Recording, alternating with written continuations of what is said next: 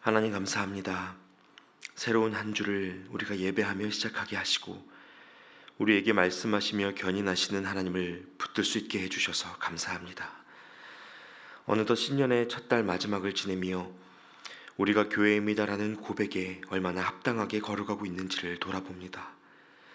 육신의 호흡으로 매일의 생명을 이어가고 있으나 사람이 떡으로만 사는 것이 아니라 하나님의 말씀으로 사는 것인 줄 믿사오니 매일의 예배와 듣는 말씀을 통해 우리 안에 하나님의 형상이 새로워지게 하여 주시옵소서.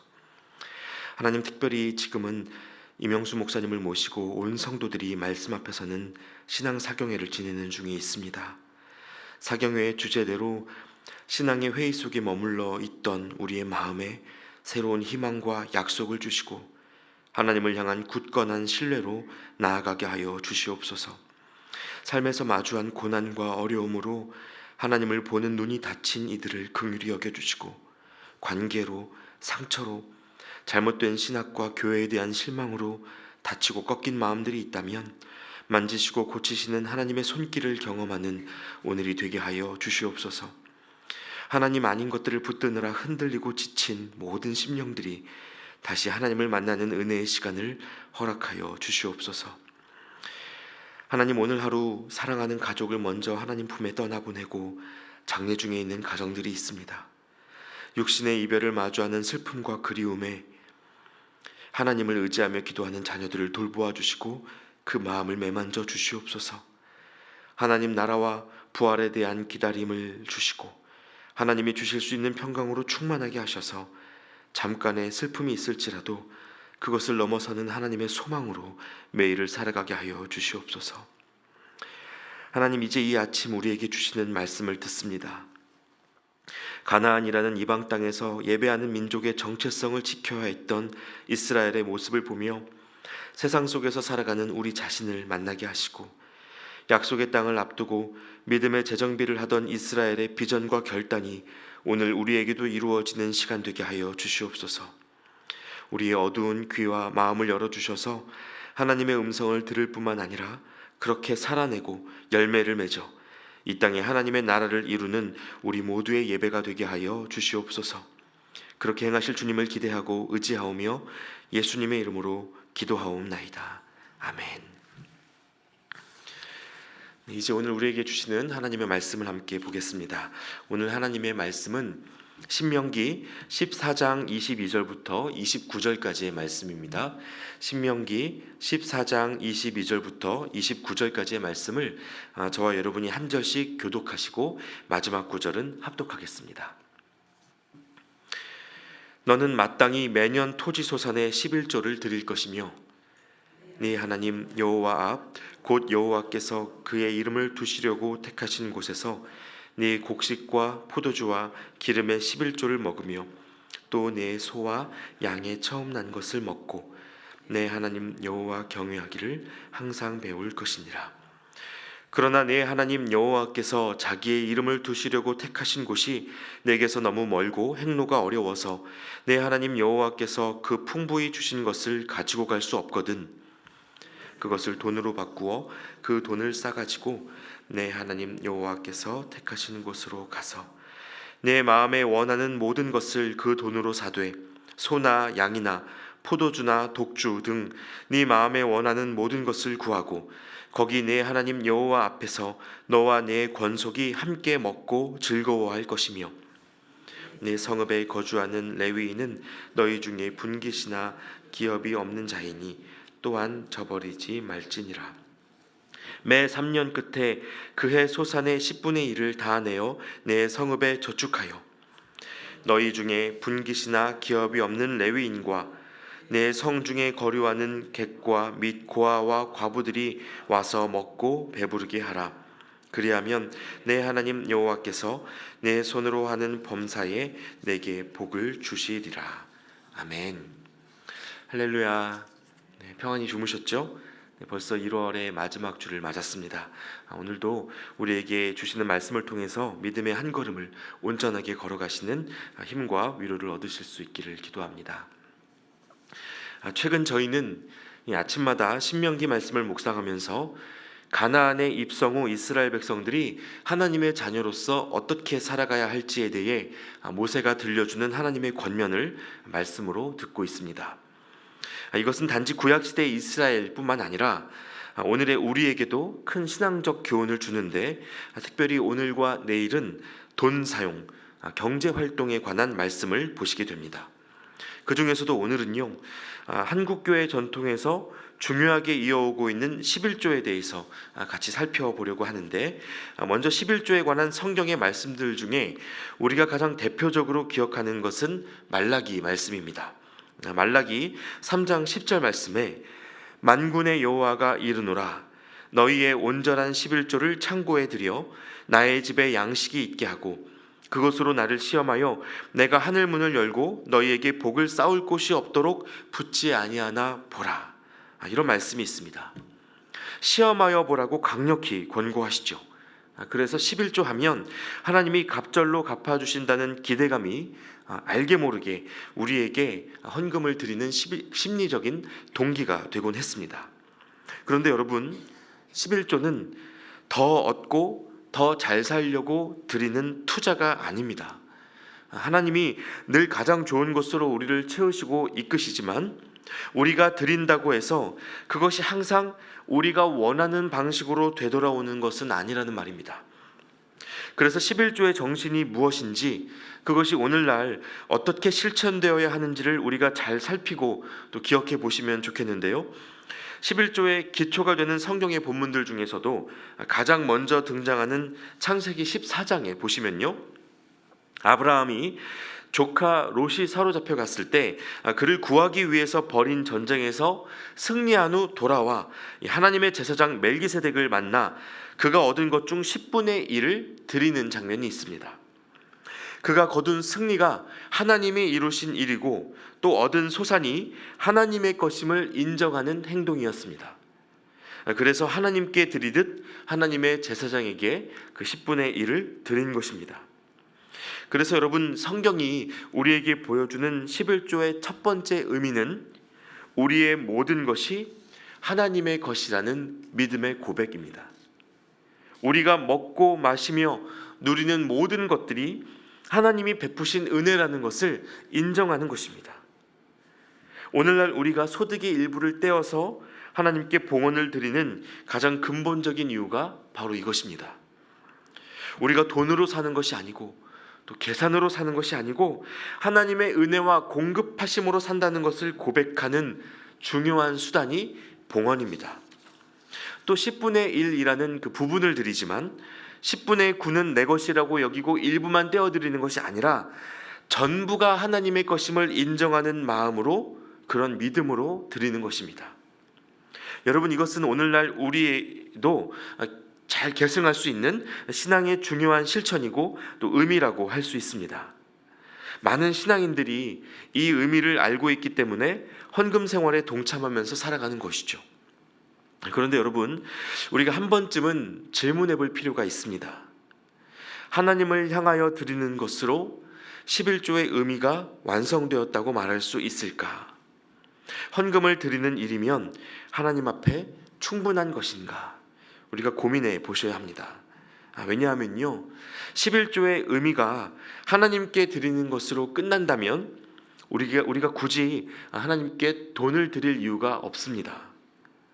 여러분, 하나님은 천지를 지으신 창조주이시기 때문에 돈이 없어서 하실 일을 못하시는 분이 아닙니다. 하나님은 언제나 사람의 중심을 바라보시고 우리 자신을 원하시기 때문에 여러분, 하나님이 받고자 하시는 것이 우리의 헌금, 우리의 물질이라고 생각하시면 오산입니다. 다시 말해서 마음의 중심과 삶의 방향을 하나님께 드리지 않고 우리 자신을 드리지 않은 채 하는 11조는 그 의미를 찾기가 어렵다는 것입니다. 그럼 또 다른 질문이 생기죠. 그렇다면 이 시대의 11조를 돈으로 드리는 이유는 무엇인가? 이 질문이 생길 수 있습니다. 답을 먼저 드리자면요, 여러분, 그건 하나님 때문이 아니라 사람 때문입니다. 11조의 정신을 온전히 구현하기 위해서는 우리의 모든 것이 하나님의 것이라는 믿음의 고백뿐만이 아니라, 둘째로 우리에게 있는 것을 사람에게 흘려보내는 나눔의 실천이 있어야 하기 때문입니다. 바로 이것이 11조의 두 번째 의미인데요, 여러분, 이렇게 11조에는 하나님을 향한 우리의 신앙 고백 차원의 의미가 있고, 또 두 번째로는 다른 사람들에게 그 재정이 흐르게 함으로써 하나님 나라를 이루어가는 실천적 차원의 의미가 있다는 것입니다. 그리고 바로 오늘 본문은요, 사람에게 흘러가는 11조가 누구를 대상으로 어떻게 흘러가야 하는지를 밝혀주고 있는 부분인데요, 14장 22절과 23절 말씀을 제가 다시 한번 읽어드리겠습니다. 너는 마땅히 매년 토지소산의 11조를 드릴 것이며 네 하나님 여호와 앞 곧 여호와께서 그의 이름을 두시려고 택하신 곳에서 내 곡식과 포도주와 기름의 11조를 먹으며 또 내 소와 양의 처음 난 것을 먹고 내 하나님 여호와 경외하기를 항상 배울 것이니라. 자, 먼저 11조를 드리는 장소에 대해서 언급하고 있는데, 여호와께서 이름을 두시려고 택하신 곳입니다. 말하자면 하나님의 임재가 있는 당시의 성소 회막을 일컫는 것인데요, 오늘날로 말하면 하나님의 임재가 있는 모든 자리를 말하는 것입니다. 단순히 저와 여러분이 머물고 있는 교회라는 제한된 공간만을 의미하는 것이 아닙니다. 그리고 여기에서 무엇을 하라고 하십니까? 23절 말씀을 여러분 잘 보시면요, 곡식과 포도주의 기름으로 준비한 11조, 그리고 소와 양의 처음 난 것을 먹으라고 하십니다. 하나님께 드리려고 정성껏 준비해서 가져왔는데 하나님은 그것을 되려 이제 너희가 먹으라고 하시는 거예요. 11조에 관해 여러분 굉장히 낯선 장면 아니십니까? 이뿐만이 아닙니다. 24절부터 26절까지 말씀을 보시면요, 그러나 내 하나님 여호와께서 자기의 이름을 두시려고 택하신 곳이 내게서 너무 멀고 행로가 어려워서 내 하나님 여호와께서 그 풍부히 주신 것을 가지고 갈 수 없거든 그것을 돈으로 바꾸어 그 돈을 싸가지고 내 하나님 여호와께서 택하신 곳으로 가서 네 마음에 원하는 모든 것을 그 돈으로 사되 소나 양이나 포도주나 독주 등 네 마음에 원하는 모든 것을 구하고 거기 네 하나님 여호와 앞에서 너와 내 권속이 함께 먹고 즐거워할 것이며 라고 되어 있습니다. 여러분, 당시에는 11조를 이 헌물로 드리려면 곡식, 포도주, 기름, 그리고 처음 태어난 소나 양을 데리고 성소로 가라고 말씀하지 않으셨습니까? 그런데 가는 길이요, 지금처럼 아스팔트 도로도 아니고 광야 골짜기를 지나는 경우가 많다 보니까 이 험한 길을 지나면서 헌물이 상하기도 했고요, 헌물로 준비한 소나 양을 잃어버릴 수 있는 그런 위험이 있었습니다. 바로 이런 경우에 어떻게 해야 할지를 방금 읽은 말씀이 가르쳐 주는데, 뭐라고 하십니까? 굳이 그 먼 길을 고생해서 가지고 오지 말고 돈으로 바꾸어 가라고 말씀하십니다. 이 굉장히 생소한 방식이죠. 그리고 그 돈으로 무엇을 합니까? 현금으로 바치라는 겁니까? 아닙니다. 26절에 보시면 네 마음에 원하는 모든 것을 그 돈으로 사서 하나님 앞에서 너와 네 권속이 함께 먹고 즐거워할 것이며 라고 말씀하십니다. 네 마음에 원하는 것을 사서 너 자신과 가족들이 함께 먹으면서 즐거워해라. 그것이 11조의 실천이다 말씀하시는 겁니다. 여러분, 우리는 때로 하나님을 생각할 때 우리에게 어떤 재정적 헌신을 요구하시고 많은 돈을 드릴 때 기뻐하시는 분으로 오해할 때가 있습니다. 그래서 한국교회가 11조 외에도 갖가지 명목의 헌금 봉투를 만들고 성도들에게 그 당위성을 설명할 때 당연히 그런가 보다 이렇게 수용해온 시간들이 있었습니다. 그런데 문제는요, 성도님들이 어느 순간 그 많은 종류의 헌금에 지치게 되고 그것을 잘 따라가지 못할 때 죄책감을 느끼고 압박감을 경험하는 지경까지 갔다는 것입니다. 그래서 벌이가 넉넉하지 못한 분들이나 최저임금을 받고 있는 청년들, 기초생활수급자로 살아가시는 분들은 교회에 와서도 늘 충분하게 드리지 못하는 것 때문에 마음 한켠에 짐을 안고 계셨습니다. 그러나 여러분, 오늘 이 말씀을 기억하셔야 합니다. 하나님이 말씀하시는 11조의 중요한 정신 중 하나가 바로 이렇게 사랑하는 사람들과 함께 하나님 앞에서 그 은혜를 누리며 먹는 일이라는 사실을 여러분 기억하시기 바랍니다. 드리는 것만이 중요한 것이 아니고 하나님을 향한 감사와 경외감을 가지고 나누며 누리는 것도 중요하다는 겁니다. 다만 이때 하나님이 요청하시는 것이 두 가지가 있습니다. 먼저 23절에서 보신 것처럼 이 과정이 단순히 배를 채우는 시간이 아니라 하나님 앞에서 먹음으로써 하나님을 경외하는 것을 배우는 시간이 되도록 하라는 것입니다.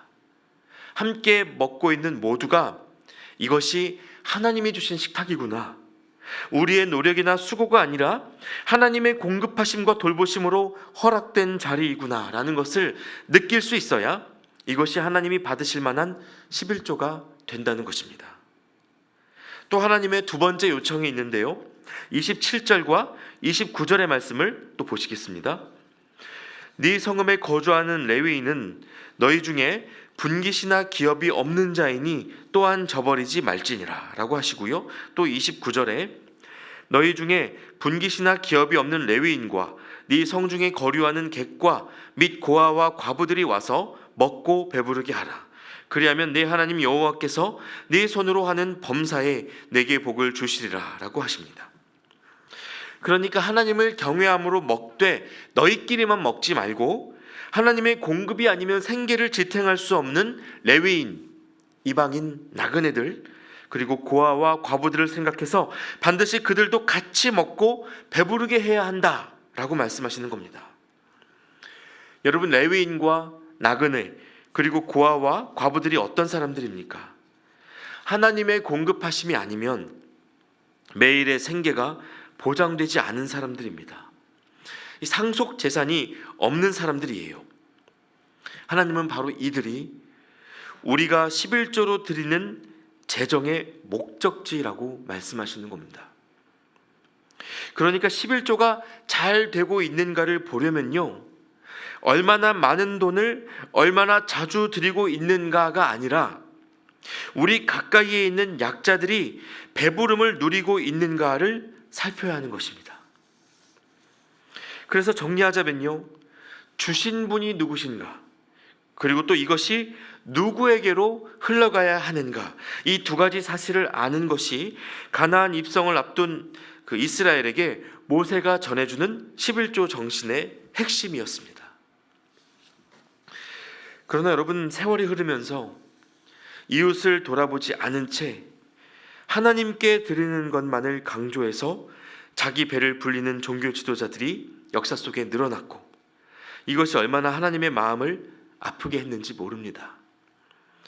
그저 교회에 와서 하나님께 드리면 우리가 할 일을 다 했다라고 믿는 그 반쪽 믿음 때문에 하나님의 일들이 실천되지 못하는 현장들이 얼마나 많았는지 모릅니다. 여러분이 잘 아시는 복음서의 한 일화 중에도요, 예수님이 성전 입구에 놓인 헌금함 앞에 자리를 펴고 앉으셔서 한 과부가 드리는 그 2렙돈의 헌금을 칭찬하셨던 적이 있습니다. 여러분 기억하십니까? 헌금함 안에 떨어지는 그 동전들의 울림을 구원의 종수로로 여겼던 그 종교 지도자들의 위선을 꼬집기 위한 말씀이었는데요, 여러분 이 장면을 오늘 신명기 본문이 가르쳐주는 11조 정신에 비추어 바라보자면 어떻습니까? 당시의 종교 지도자들은요, 과부에게서 2렙돈의 헌금을 받아내는 역할이 아니라 그 여인을 배불리 먹이는 역할을 감당했어야 마땅합니다. 그렇죠? 이것이 예수님 앞에서 그들이 드렸어야 할 11조였다는 말입니다. 가난한 사람들에게까지도 꼬박꼬박 헌금 받아서 성전 지어 올리면 여러분 하나님 보시기에 잘하는 일입니까? 그렇게 지어진 화려한 예루살렘 성전을 바라볼 때요, 제자들은 예수님 저것 좀 보세요, 놀랍지 않으십니까? 라고 감탄했던 반면 정작 예수님은요, 내가 저 성전을 헐어버리고 사흘 만에 다시 짓겠다고 말씀하셨습니다. 가슴치고 통탄하셨어요. 그리고 십자가의 죽으심으로 생명의 희생으로만 지을 수 있는 진짜 성전을 몸으로 완성하셨습니다. 여러분, 오늘날의 우리에게도 이런 실수가 반복될 수 있습니다. 과부가 자신의 모든 것을 드렸다는 말씀에만 집중하면요, 그것이 그의 전 재산임에도 불구하고 성전 입장료 2렙돈을 내야만 기도하러 들어갈 수 있었던 그녀의 비참한 현실은 보지 못하게 됩니다. 예수님은 가난하고 연약한 그녀의 삶을 헤아려주고 돌보아주라고 말씀하셨는데, 과부도 2렙돈 냈는데 당신은 얼마를 드릴 거냐고 묻는 비뚤어진 교회들을 만들어내게 됩니다. 그러면 일그러지고 병든 공동체가 되는 것이죠. 여러분, 저는 저와 여러분이 얼마나 갖다 드렸는가가 아니라 곁에 있는 사람들이 우리를 통해 하나님이 주시는 행복을 누리고 있는가에 먼저 관심을 두실 수 있으면 좋겠습니다. 그래서 가정과 목장과 또 부서 안에서 함께 먹으며 하나님을 배우고 그 하나님을 누리고 더 나아가 사회적 약자들을 배불리 먹이는 삶의 실천에 직접 동참하실 수 있게 되기를 바랍니다. 그런 우리를 통해서 하나님은 복음이 흘러가게 하시고 어긋나 있는 참된 11조의 정신을 이 땅에 회복시켜 주시리라 믿습니다. 함께 기도하겠습니다. 하나님 감사합니다. 오늘 말씀을 통해서 우리가 하나님께 드려야 하는 제사와 봉헌의 의미를 돌아보게 해주셔서 감사합니다. 하나님의 은혜에 감사하고 감격하여 열심으로 예물을 드리면서도 하나님이 받고자 하시는 것이 무엇인지 모른 채 그저 드릴 것을 다하였다 생각했던 우리를 주님 긍휼히 여겨 주시옵소서. 우리가 10의 1을 드릴지라도 모든 것이 하나님의 것임을 고백하게 하시고 그것으로 우리 곁에 두신 사람들을 먹이고 살리는 그 삶의 소명을 잘 감당하게 하여 주시옵소서. 많이 드리기 위한 경쟁이 아니라 서로를 먹이고 살리기 위한 돌봄이 오늘 우리 신앙의 증거가 되게 하여 주시옵소서. 예수 그리스도의 이름으로 기도하옵나이다.